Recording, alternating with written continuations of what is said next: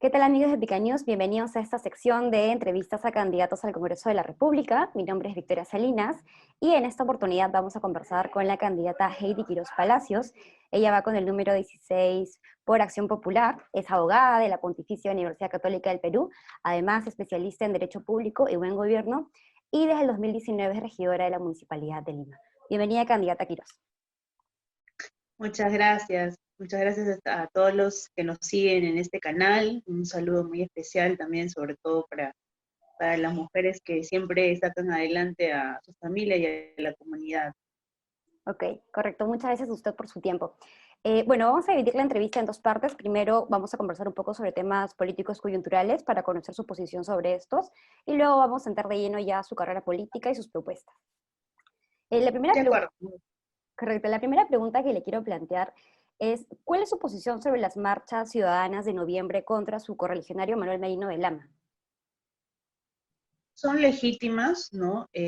Había vacíos normativos que han generado obviamente la falta de legitimidad social de lo que ocurrió, ¿no? Más allá de que el tema haya sido legal y similar a lo que ha pasado para que hoy tengamos al presidente Sagasti, porque ha sido el mismo proceso constitucional, pero creo que siempre la protesta es un derecho y como jóvenes en su momento también, bueno, compartimos, ¿no?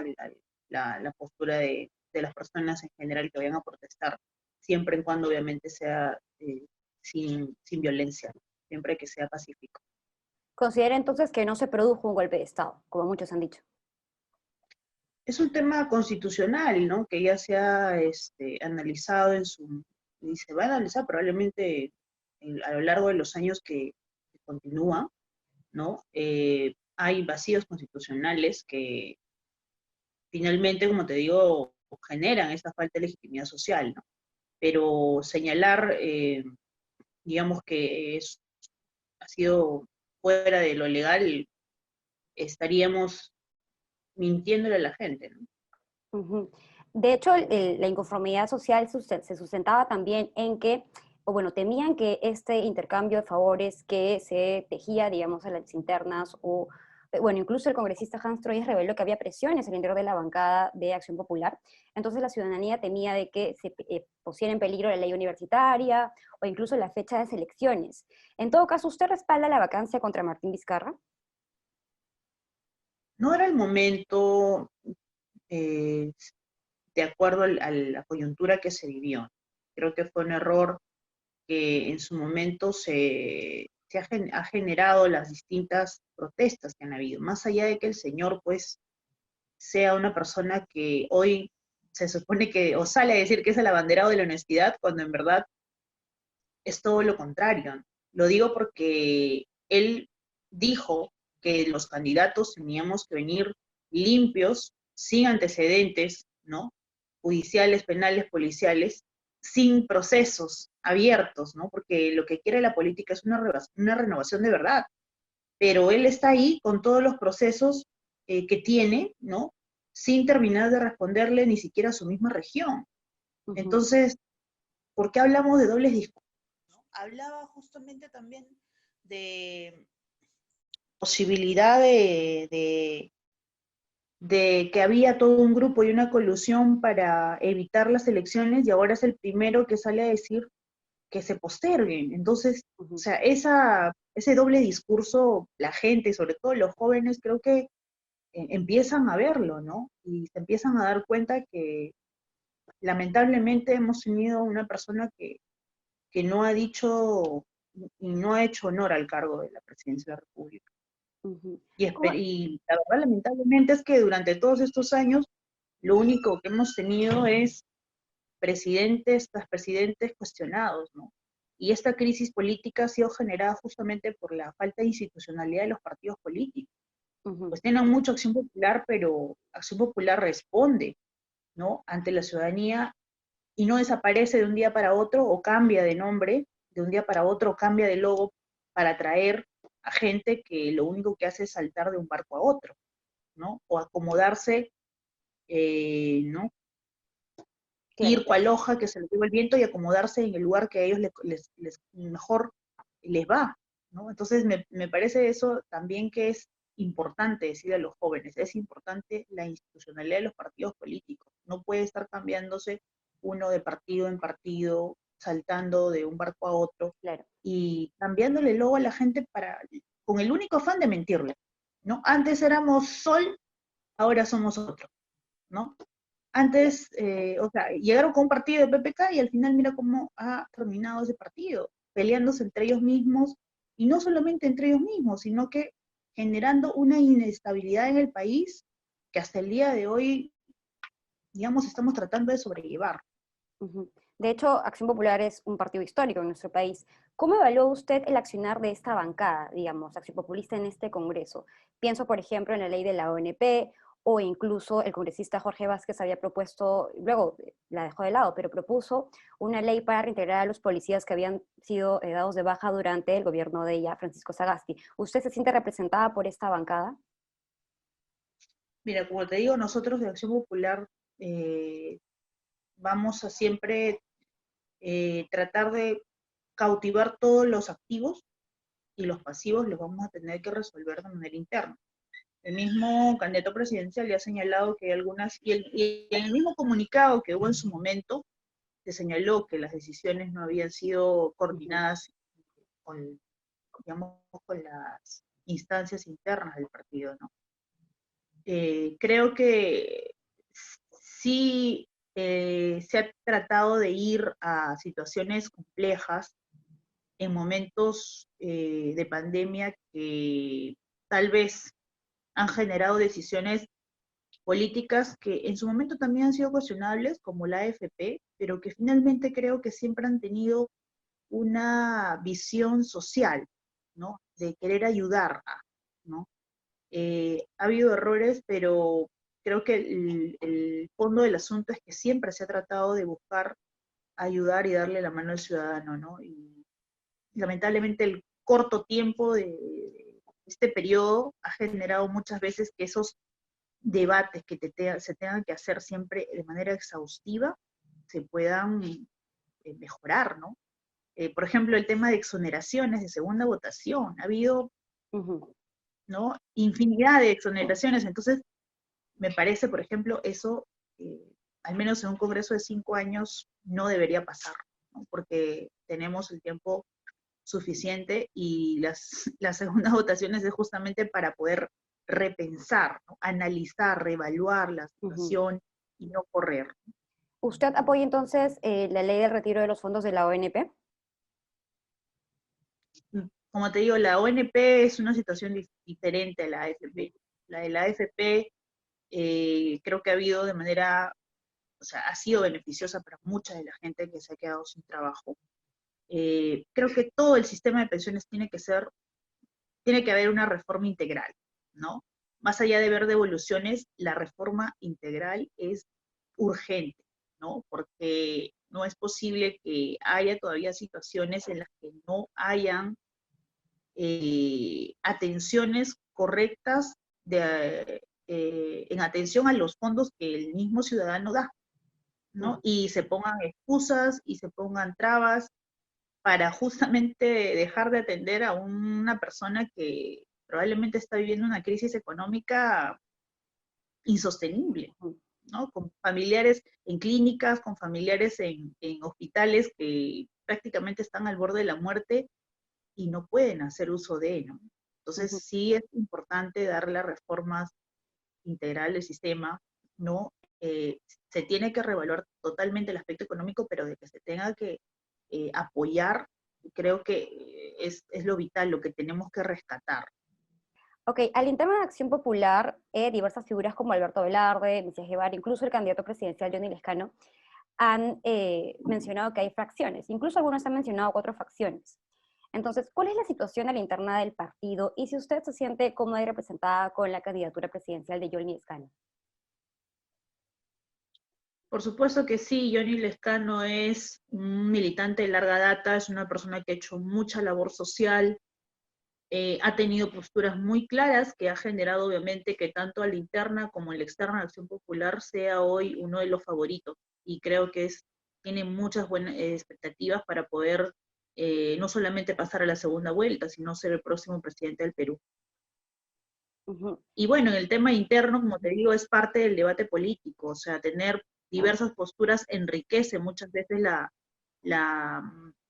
la decisión final de un partido político. Y es más, o sea, la idea es justamente que este tipo de debates sean antes de, ¿no? Justo previos a una elección previas a las elecciones generales, ¿no? No queremos partidos políticos que pongan o impongan candidatos a dedo, Ujú. o por cuánto tiene, por cuánto dinero tiene, ¿no? No queremos partidos políticos que de elección en elección estén cambiando de camisetas y estén generando prácticamente una publicidad engañosa al lector, ¿no? Nosotros somos un partido de larga data, es parte del debate interno siempre tener posturas diferentes, pero tenemos hoy un candidato presidencial que es el candidato de Acción Popular de la Lampa, ¿no? En el que todos estamos apoyando y sumando esfuerzos para poder lograr que podamos representar sobre todo al ciudadano que se siente hoy mortificado porque ha pasado años de años en los que lo único que ha tenido son presidentes corruptos. Entonces, somos un partido en el que jamás nos van a decir, al menos que tenemos pues sesgos de ese tipo, ¿no? Somos un partido honesto, estamos haciendo hoy día una campaña presidencial bastante austera, pero cercana al ciudadano, ¿no? Caminando con la gente, dando las propuestas, escuchando también mucho, escuchando a las personas porque de eso se trata, de hacer la buena política, ¿no? Ujú. Hablar de renovación política no es solamente cambiar de logo y ir de un partido a un partido, sino realmente darle la mano a la gente, representarlos y hacer que te digan, bueno, esto sí es una política diferente porque está cercana a la gente, porque no hace más de lo mismo, porque no inunda las calles con miles de paneles, sabe Dios, ¿no? Digamos, cómo habrán sido financiados. Entonces, tenemos creo que la convicción de ser un partido que no ha tenido ninguna relación con Odebrecht, ¿no? Ujú. Y eso es algo que nadie, ningún tipo de, o sea, la prensa no lo dice, no lo quiere decir, ¿no? Y ya parece que el tema de Odebrecht está quedando de lado en el debate público, ¿no? Queremos que la gente se olvide de quienes nos han saqueado los bolsillos de Lima y del país, ¿no? Hoy en día tenemos abanderados de la honestidad que han sido aliados de gente que ha regalado los peajes de Lima, que nos han saqueado los bolsillos de día a día. O sea, ahora hoy, por ejemplo, aparecen candidaturas con otros colores políticos que han sido funcionarios de ex alcaldes que Ujú. están, ¿no?, siendo procesados y piden Justamente debate. a eso vamos a llegar cuando estemos conversando sobre su trabajo como regidora de la Municipalidad de Lima. Bueno, pero siguiendo o continuando las preguntas, ya que conversábamos hace poco del candidato Johnny Lescano y usted también saluda y defiende los derechos de la mujer, quiero saber cuál es su opinión sobre esta demanda de acoso laboral interpuesta por una trabajadora del Congreso contra el ahora candidato presidencial. Estoy segura que Johnny Lescano no hubiera ni siquiera ganado las internas si él no tuviera ya subsanado ese tema, ¿no? A través del fuero judicial, ¿no? Si él no hubiera ganado la sentencia y hubiera hablado claro respecto a ese punto, ¿no? Estoy segura de que no sería hoy el candidato presidencial de Acción Popular si y continuaría con un problema legal de ese tipo, ¿no? Él ha presentado sus documentos, no solamente al partido, sino a la ciudadanía, y ha explicado, ¿no?, que obviamente ese tema es un tema cerrado, no porque Johnny Lescano lo diga, no lo quiera hablar, sino porque simplemente la justicia misma le ha dado la razón. Ujú. Claro, hubo peritajes de por medio. Ahora pasando, digamos, a su carrera política, también profesional. Usted es regidora de la Municipalidad de Lima desde 2019. Entiendo que es funcionaria pública. ¿Renunció 6 meses antes para ahora postular al Congreso?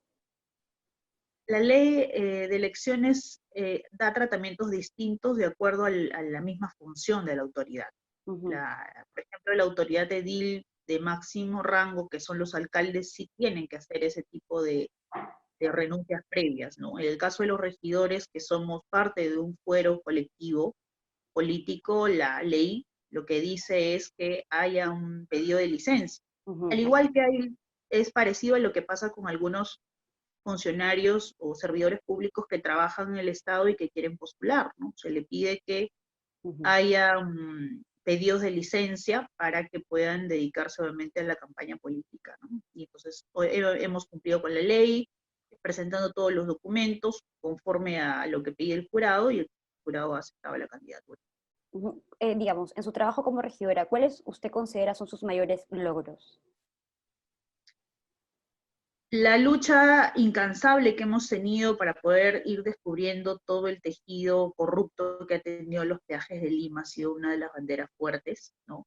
Yo he sido la primera regidora que señaló enfáticamente, ¿no?, el pedido de nulidad de los peajes de Lima. Y no fue simplemente, digamos, un pedido vacío. Nosotros hemos hecho investigación eh, que han sido promocionadas o han sido difundidas en Cuarto Poder, por ejemplo, ¿no? 2 reportajes televisivos en los que se señaló cuáles eran los aspectos técnicos que generaban, ¿no?, digamos, o ahondaban mucho más al pedido de nulidad. Y obviamente los aspectos técnicos también que sustenta y hoy son parte de la sustentación. Lamentablemente ha sido tan, digamos, hecho a dedo prácticamente para que el Estado siempre pierda. El contrato de concesión, pues, no ha tenido ni siquiera revisión o verificación de la opinión del MEF, ¿no? La misma ley no permite que hoy el regulador intervenga, el supervisor es el mismo supervisor que está dentro de la entidad. O sea, hay diferentes falencias que lo único que hacemos es que prácticamente estamos dándole y pase a los concesionarios sin mayor supervisión, ¿no? Y eso la verdad nos indignó muchísimo, y siempre lo dijimos, aquí lo que pedimos no es que haya una resolución unilateral del contrato, queremos una nulidad del contrato, que quiere decir dejarlo inválido de foja cero, ¿no? Que no aceptamos, Lima no acepta y no reconoce que ese contrato es válido. Hablar de una resolución unilateral era prácticamente darle indemnizaciones y compensaciones a la empresa para que se vaya. O sea, pagarle a la empresa para que se vaya, y muchos de los regidores, ¿no?, que indican que fueron, digamos, las personas que pidieron la solución del peaje, pedían eso. Nosotros no, nosotros dijimos vamos a la nulidad, y es algo que hasta el día de hoy se está sustentando en los fueros arbitrales internacionales. De hecho, sí, usted ha sido muy crítica con, digamos, el trabajo fiscalizador de la ahora candidata por el Partido Morado, Susel Paredes, cuando ella precisamente era gerente de fiscalización durante la gestión de Susana Villarán. Sí, claro que sí, porque hoy sale como la banderada de la honestidad, pero la verdad es que no dijo nada cuando su jefa regalaba los peajes de Lima, ¿no? Entonces, ¿de qué tipo de honestidad estamos hablando si cuando estaba cómoda, ¿no?, siendo funcionaria, se quedó callada? O sea, que asuma también sus errores. Y yo respondo a ella, y lo he respondido también en las redes sociales, que si ella pide debate, yo estoy dispuesta a aceptar el debate, y le pido que responda estos temas también. Que la gente también quiera saber, ¿no?, qué pasó con los peajes de Lima, o qué pasó con la Susel Paredes, abanderada de la honestidad frente a los peajes de Lima.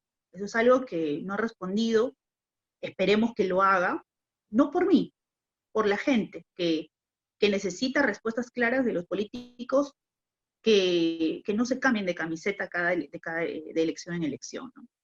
Y los demás temas que tenemos, también creo que han tenido un impacto social.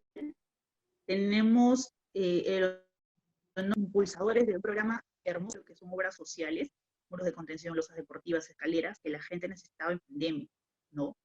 Y en el fuero fuerte mío es todo el eje vial, ¿no? O sea, buscar siempre la conectividad, no porque estemos hablando únicamente de hacer cemento, sino porque genera acceso a la gente, ¿no?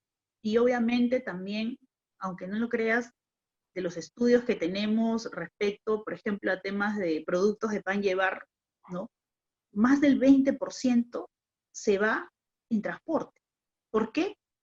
Porque hay mucho más gasto de combustible por las vías mal hechas, porque no hay accesibilidad, porque hay lugares en los cuales no se puede transitar, por el tráfico que hay en la ciudad, etcétera, etcétera, ¿no? Y uno de los pilares era generemos accesibilidad como lo hizo, como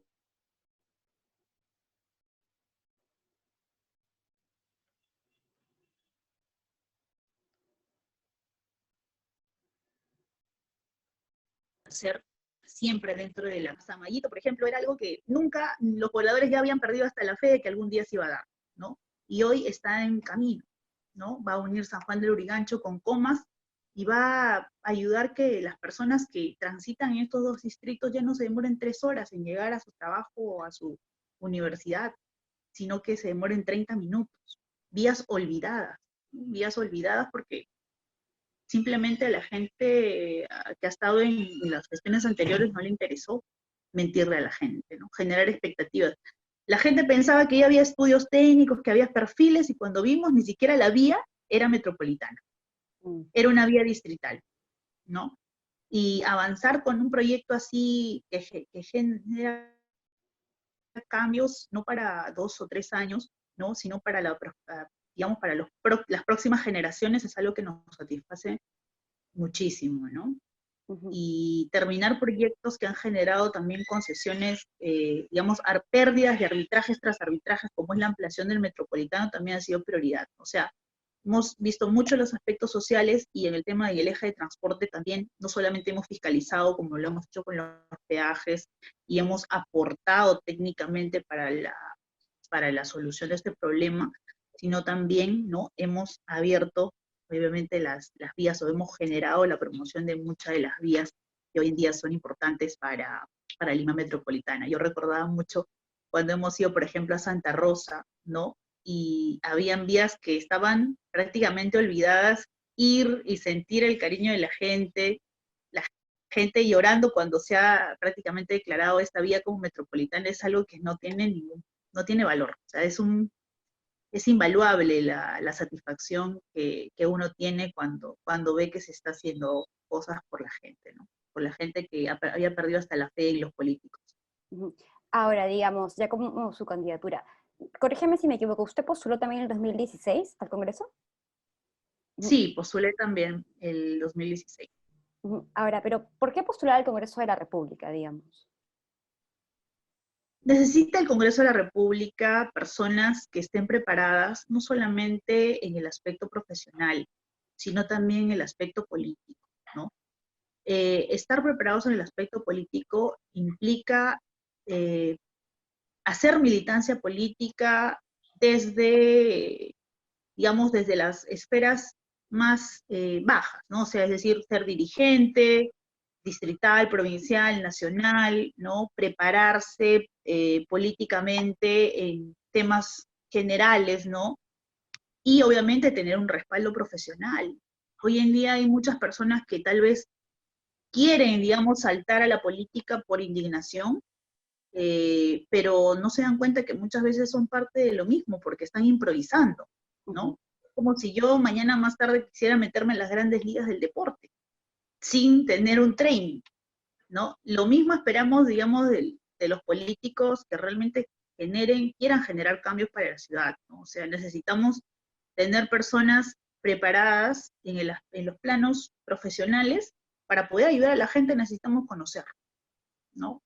Y no dejarnos engañar muchas veces por asesores o por propios funcionarios. Si no conocemos la gestión pública, y me ha pasado a mí siendo autoridad, muchas veces te dicen cosas no porque, simplemente porque no quieren hacer nada, ¿no? O porque no ven más allá de la posibilidad de cambiar algo, ¿no? O sea, el funcionario muchas veces es muy cuatriculado para, para tener, digamos, digamos, esta gran responsabilidad de representar a la gente. Tienes que conocer, tienes que prepararte, tienes que, ¿no?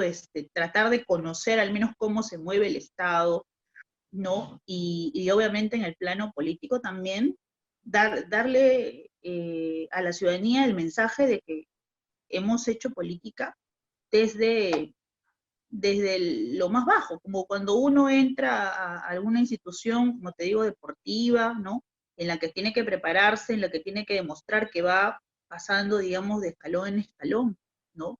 Y no que cada elección pasemos de un partido a otro o simplemente, pues, cambiemos la camiseta como si fuera algo fácil, ¿no? Yo creo que si vamos a realmente buscar cambios reales en la política, no podemos estar mintiéndole a la gente de que hoy estoy con un pueblo rojo de Acción Popular y mañana me voy con otro, ¿no? En la que probablemente hasta la misma ideología sea totalmente distinta, ¿no? Eso es Claro. algo que creo que ya la gente está viendo en el día a día y no quiere políticos así. Hablar de renovación no solamente es hablar de juventud, ¿no? Es hablar de cómo realmente nosotros vamos a apostar por un político que realmente me represente y que no le mienta a la gente y que obviamente tenga esa vocación de servicio, porque si no tenemos vocación de servicio los políticos, mejor pues que se dediquen a otra cosa. Es mucha labor cercana al ciudadano la que el político tiene que realizar día a día, ¿no? Y es incansable. O sea, es algo que yo siento que la misma gente es la que te da la fuerza, ¿no? Cuando a veces me dicen, Jay, pero estás cuántas horas en lo mismo, no te cansas, yo leo, no lo sé, pero yo cada vez que llego y veo a la gente que me pide algunas cosas o que a veces agradece algunas otras o que me dijo, señorita, doctora, aquí ya, mira, hemos solucionado esto. Yo digo, ¿cómo no me voy a tener fuerza si la gente se saca la mugre día a día por tener sus propias cosas, ¿no? Y no tienen muchas veces agua, no tienen luz, no tienen desagüe, y aún así siguen adelante. O sea, ¿cómo uno que tiene tal vez, ¿no? Una situación más cómoda va a dejar, pues, va a dejarse amilanar y no seguir para seguir ayudando a los demás? Eso es algo que creo que nos motiva. Y eso es algo que debe tener un político que quiere realmente a su pueblo, ¿no? Ujú. En caso de llegar al Congreso, ¿cuáles serían, digamos, sus tres principales propuestas? En el eje de transporte tenemos la convicción que tenemos que modificar la ley de concesiones. No podemos tener más viajes corruptos. Tenemos que ponerle, por ejemplo, al regulador una intervención previa a la firma del contrato de concesión, que sí o sí se tiene que dar. No hay hoy en día para las concesiones locales. Vamos a modificar el decreto legislativo 1362 para poder subsanar ese punto, ¿no? Lo otro es lo mismo de siempre, ¿no? Que son las trabas, las diversas barreras burocráticas que hay y que se tienen que ir aniquilando con la modernización del Estado y con la digitalización de los trámites, ¿no? Muchas veces hay ciudadanos que ni siquiera son atendidos por los funcionarios, ¿no? Hacen sus esfuerzos para mandar documentos y muchas veces muchas veces no tienen respuesta. Falta mucho, digamos, mejorar la ley antibarreras. Hay una ley que ya tiene el Estado junto a todo este paquete de simplificación administrativa, pero falta mucho reforzar digamos, la parte de persuasión que tiene, ¿no?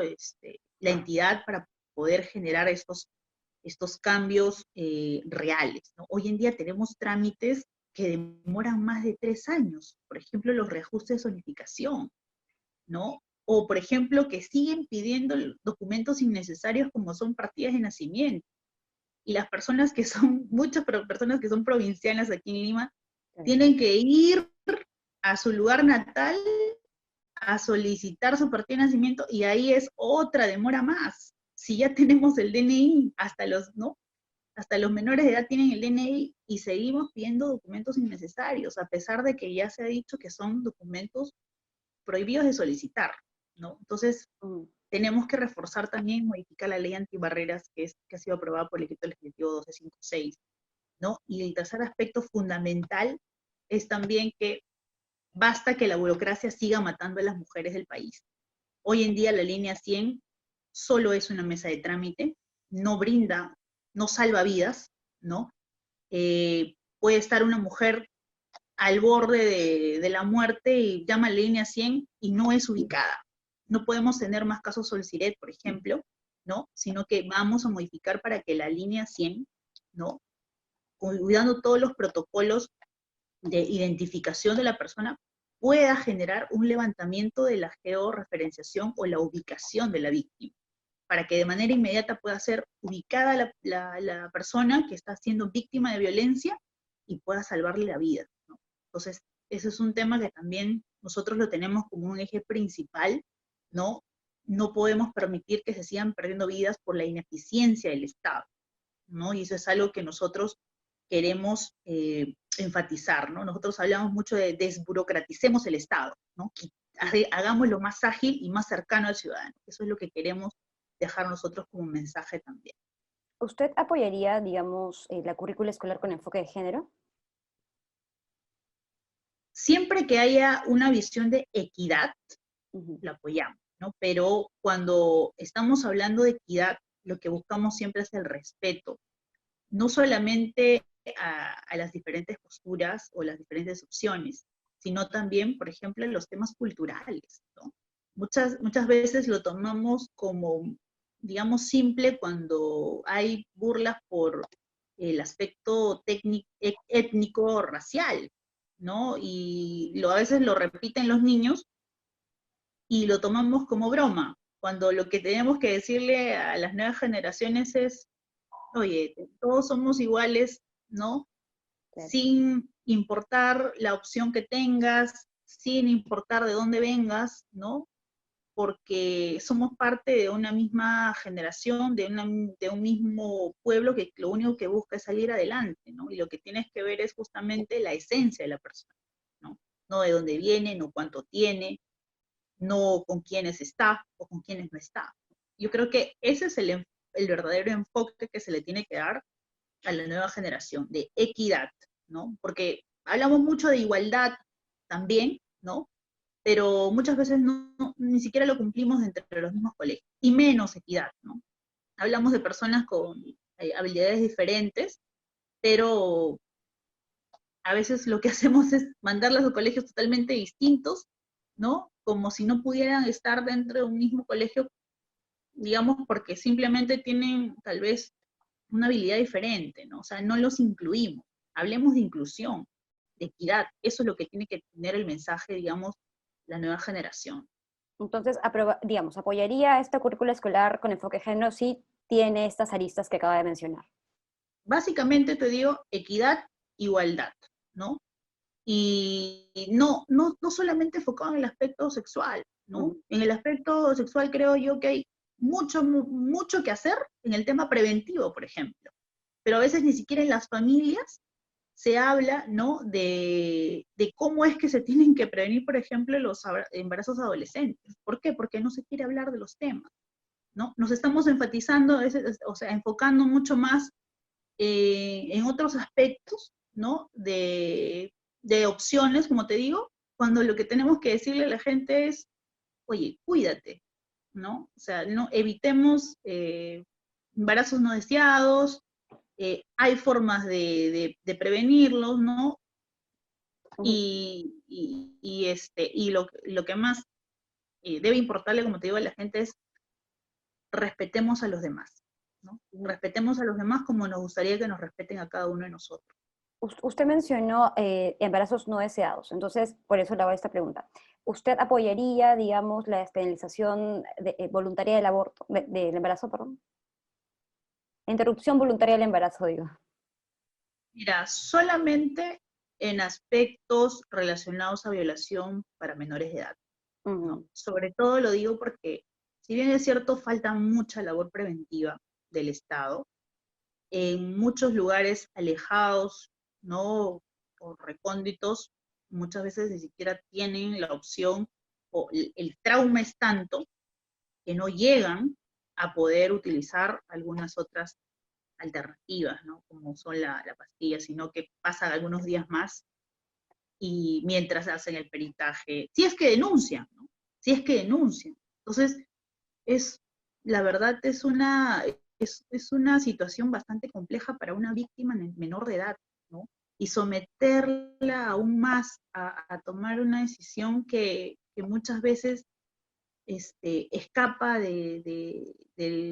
digamos, de la misma posibilidad de la persona que está ahí. O sea, son niñas de 12, 13 años, 10 años a veces que tienen ese tipo de problemas, ¿no? Entonces, yo creo que debemos ahí salvar obviamente la vida de estas personas y no solamente hablar de un tema físico, también es hablar de un aspecto psicológico bastante fuerte de aquellas víctimas menores, de aquellas niñas que son violadas, ¿no? Y que tienen que tener esta posibilidad de poder, pues, eh, continuar su vida a pesar de de este tipo de actuaciones de gente que la verdad debería tener todo el peso de la ley, ¿no? Y que muchas veces está por ahí por la calle divagante, muchas veces vive cerca a la víctima todavía. Ok, correcto. Entonces, en otras causales, no.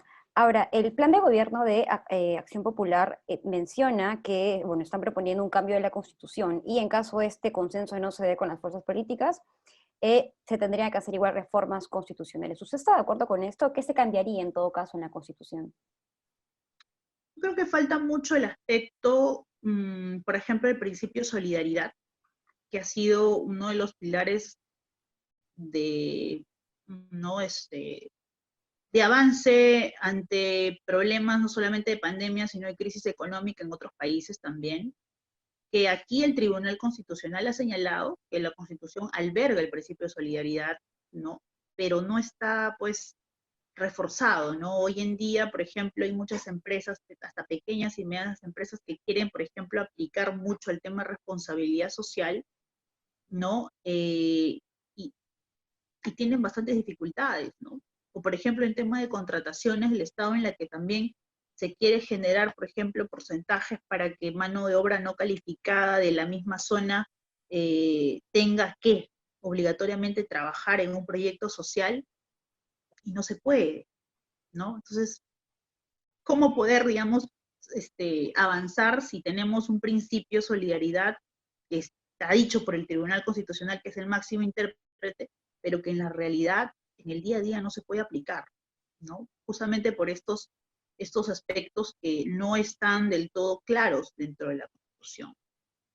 Y son aspectos, como te digo, que son reformas que estoy segura que tanto el pequeño o el grande empresario, como la misma gente lo va a aceptar, ¿no? No estamos diciendo, permítele a las personas de la zona, del lugar, mano de obra no calificada, que puedan trabajar en los proyectos sociales de su comunidad.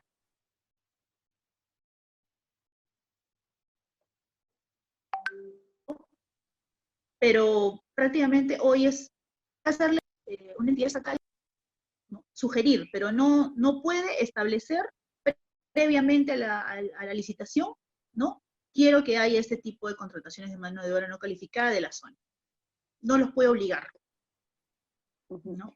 No lo puede ni siquiera determinar 1, 2, 3, 4, 5%. Simplemente no puede. Lo único que puede es sugerir, recomendar. Entonces, ¿de qué principio de solidaridad estamos hablando si en verdad no se concreta en el día a día de la gente? Digamos, ese sería un punto. ¿Hay otros puntos también para evaluar, cambiar? ¿Qué otras reformas se podrían plantear? Sí, claro, esos son aspectos importantes. Yo se lo he comentado a la plancha en su momento y me parece que dentro del debate político podría ser algo que pueda generar consensos en los diferentes grupos políticos. Ahora, también el plan de gobierno menciona que se va a proponer un impuesto a la riqueza. ¿Usted apoyaría también esta medida? Yo creo que lo que tenemos que hacer hoy en día es pensar en la pandemia y cómo, por ejemplo, evitar que productos que están relacionados al COVID sigan teniendo IGB, por ejemplo. Para mí debería ser ese un debate más bien, ¿no? Quitar los impuestos, reducir impuestos a aquellas medicinas, ¿no? O aquellos productos relacionados a la lucha contra el COVID-19, ¿no? Entonces, Porque esta medida no la apoyaría. no, creo que debemos pensar ahorita en lo que son justamente los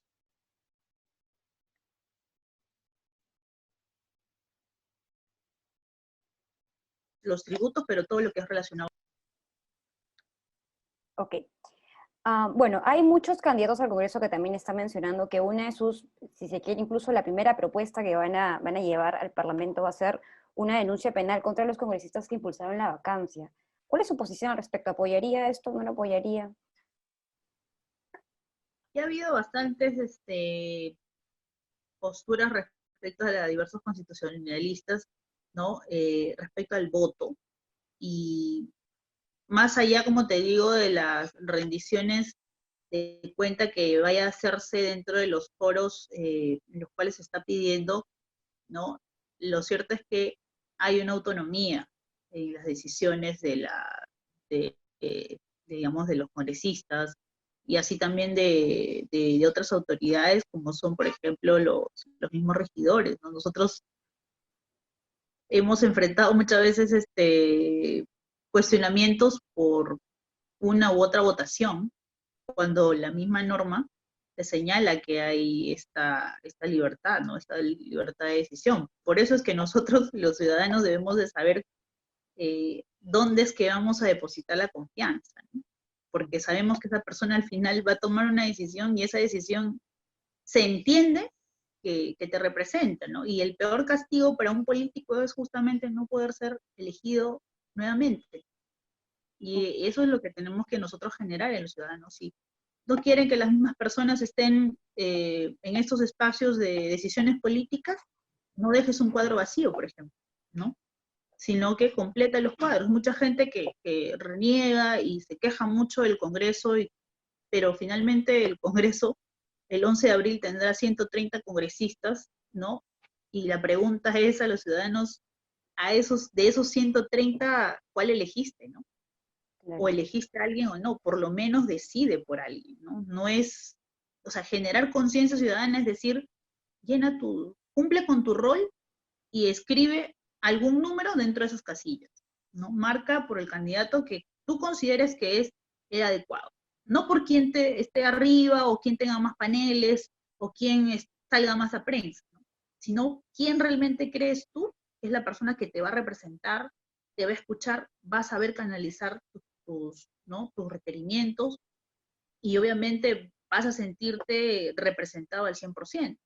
Pero hablamos de no me representa, o no, digamos, este Congreso no me representa, pero muchas veces ni siquiera los mismos jóvenes eligen, ¿no? Escriben algún número, dejan cuadros vacíos, hacen garabatos, en fin, ¿no? Entonces, también cumplamos el rol ciudadano porque después, ¿no? Lo que vamos a tener enfrente es gente que va a estar ahí en la toma de decisiones. Va a haber 130 personas que van a decidir por la mayoría de nosotros en muchos aspectos, cuando sacamos leyes, cuando fiscalizamos, ¿no? Y la idea es que se sienta el ciudadano representado.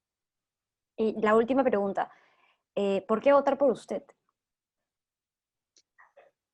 He cumplido a lo largo de mis años siempre con las promesas que le he dicho a la gente. Creo que uno de los aspectos es que siempre respondo a los compromisos que asumo. No siempre he dicho sí, y siempre he dicho la verdad, al menos a la gente que me acompaña o que busca muchas veces algún tipo de apoyo.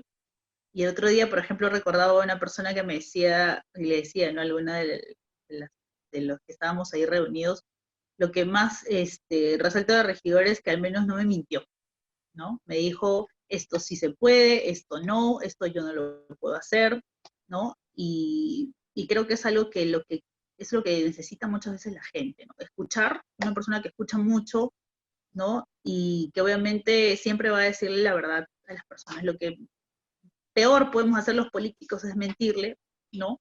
Y estamos preparados para asumir los retos, ¿no? Si no, y estamos obviamente con la hoja limpia, en blanco, soy una persona honesta, trabajadora, lo que hasta ahora hemos podido conseguir ha sido producto del esfuerzo. Soy abogada, especialista en gestión pública, tengo experiencia amplia en el sector público, ¿no?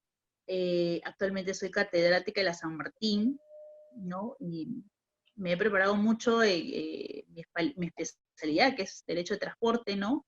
Y todo lo que es eliminación de barreras burocráticas.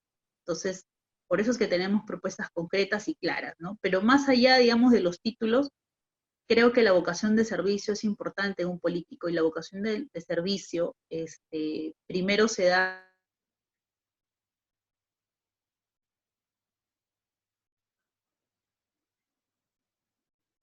del lema que tenemos, que es quiero primero escuchar. Para poder ser la voz de alguien, primero lo que tienes que es oír, ¿no? Escuchar, atender y decirle a la gente la verdad. Eso es lo que quiere hoy en día el ciudadano, ¿no? tener políticos que no le mientan más. Correcto. Muchas gracias por su tiempo y por su espacio, candidata Quirós, y por brindarnos también esta entrevista a Pica News. Gracias a ti, muy interesante la entrevista y muchos éxitos. Así que ya saben que igual cualquier cosa, todas las propuestas y los logros que hemos tenido, ¿no? Están en la página que nosotros tenemos, todas las redes sociales como Quirós Tu Voz, ¿no? Y esperamos que este 11 de abril podamos contar pues con el apoyo de la gente, marcando las 2 lámparas de Acción Popular y escribiendo el número 16 dentro de un solo cuadro. Correcto. Muchas gracias, candidata, y también muchas gracias a ustedes por ver la entrevista. Nos reencontramos en una próxima oportunidad. Hasta luego.